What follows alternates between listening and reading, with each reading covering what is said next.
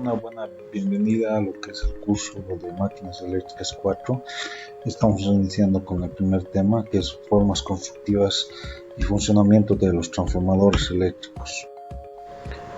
Haciendo un poquito de historia, en el año 1884 se diseñó el primer transformador eléctrico, básicamente para lo que es el trabajo de transmisión de energía eléctrica y distribución. Como sabemos, en aquellos años hubo una guerra de corrientes, llamada así, una corriente que apoyaba el empresario Thomas Edison y otra, la corriente alterna, impulsada por Nikola Tesla, la cual en esos días, para lo que es transmisión, generación y distribución de energía eléctrica, exclusivamente se utiliza lo que es la corriente alterna. Entonces, bajo este criterio, el transformador surge como una necesidad para enlazar y distribuir toda esta energía eléctrica. ¿Qué es el transformador eléctrico? El concepto del transformador eléctrico básicamente va que es una máquina estática mecánicamente, pero eléctricamente dinámica, porque dentro del transformador eléctrico hay diferentes flujos, fenómenos físicos eléctricos que permiten la transformación de energía eléctrica.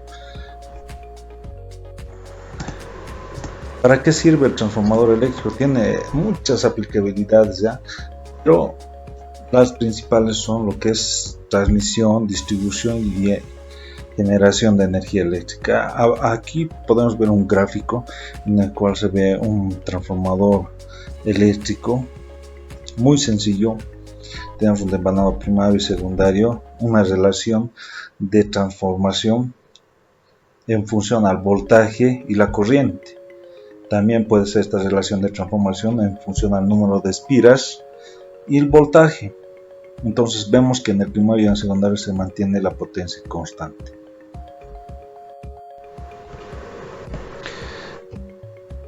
Podemos observar en el gráfico que vemos unas torres de transmisión y unas torres de distribución. Entonces el transformador eléctrico es muy utilizado para lo que es generación, porque generalmente los centros de generación eléctrica están muy alejados de los centros de carga. Esto hace que de los centros de generación a los centros de carga o de consumo existan una diferencia de kilómetros y kilómetros, lo cual sin el transformador eléctrico esta generación o este sistema de transmisión sería no sería viable. Entonces el transformador se encarga de elevar los voltajes, reducir las corrientes para evitar pérdidas, ¿no? En sistemas de generación, transmisión y distribución, aquí podemos ver que hace lo inverso, reduce niveles de voltaje. ¿Para qué? Para que nosotros podamos tener un voltaje residencial para nuestro consumo. Puede ser televisores, estufas y demás cosas. También hace este tipo de reducciones para lo que es el consumo industrial, hospitales, consumidores comerciales, industriales y demás. El principio de inducción electromagnética viene de lo que es el principio de un electroimán, la regla de la mano derecha. Entonces mi dedo pulgar va en sentido de la corriente y lo que me indica los 4 dedos restantes son el sentido del flujo magnético. El principio de funcionamiento de un transformador está determinado por el núcleo, el número de espiras primario y secundario. Entonces al yo realizar un determinado arrollamiento de espiras o vueltas en un núcleo o columna, voy a inducir un flujo magnético. Este flujo magnético va a circular por medio del núcleo. La constitución del transformador de características pequeñas, vamos a decirlo así, porque mientras más grande sea el transformador va a tener mucho más material, van a ser más sofisticados, pero básicamente siempre van a tener esto, el circuito magnético por donde va el flujo, magnético del transformador y el circuito eléctrico, que son los arrollamientos de cada transformador. El circuito magnético está constituido de una chapa magnética.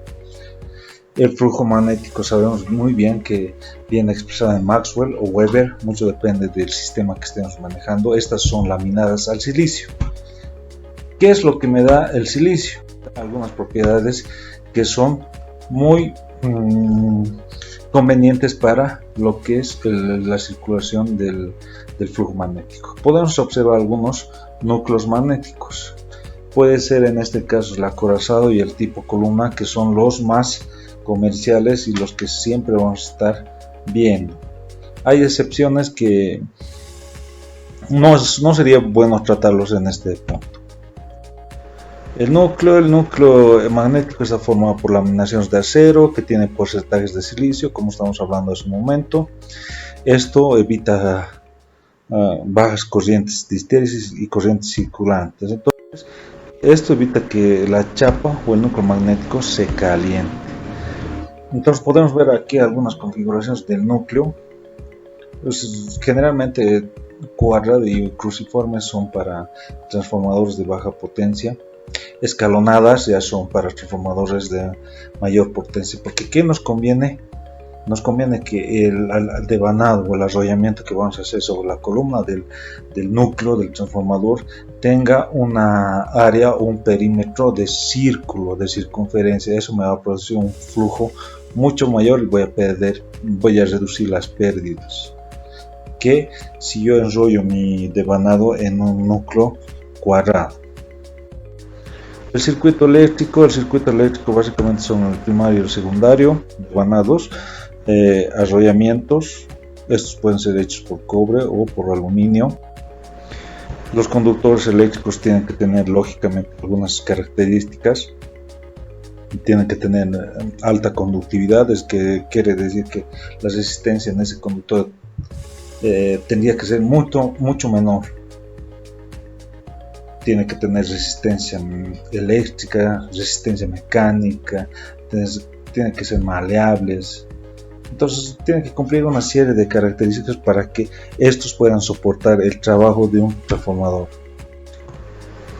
Los materiales de los arrollamientos, los devanados de un transformador son cobre y aluminio. En su totalidad, animo a decir que un 90% son de cobre. Aluminio sí tenemos, se están haciendo nuevos transformadores.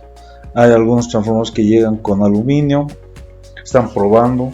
Ganamos algunos factores con aluminio, perdemos también algunos factores. Con cobre lo mismo. En este caso sería uno de los factores más relevantes de un transformador con arrollamientos de aluminio, sería que el peso, ganaría mucho más en peso, pero perdería también no sería muy maleable, mecánicamente no sería muy resistivo.